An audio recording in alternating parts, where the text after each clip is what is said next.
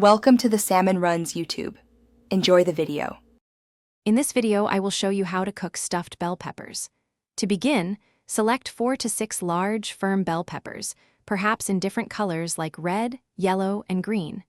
Carefully slice off the tops and thoroughly remove all seeds and white membranes from the inside. A little trick is to lightly coat the inside of each pepper with about 1 teaspoon of olive oil and a small pinch of salt. This adds flavor and helps with the texture. Now, let's craft that delicious filling. In a large skillet, brown 1 pound of ground beef or turkey with 1 small, finely chopped onion until it's fully cooked through and no pink remains. Be sure to drain any excess fat before you stir in 1 cup of cooked rice and 1 standard 14.5-ounce can of diced tomatoes, undrained.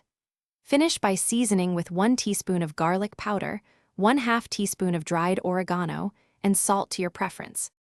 With your filling ready, preheat your oven to 375 degrees Fahrenheit. It's time to stuff those beautiful peppers. Carefully spoon the savory meat and rice mixture evenly into each prepared bell pepper, mounding it just slightly at the top.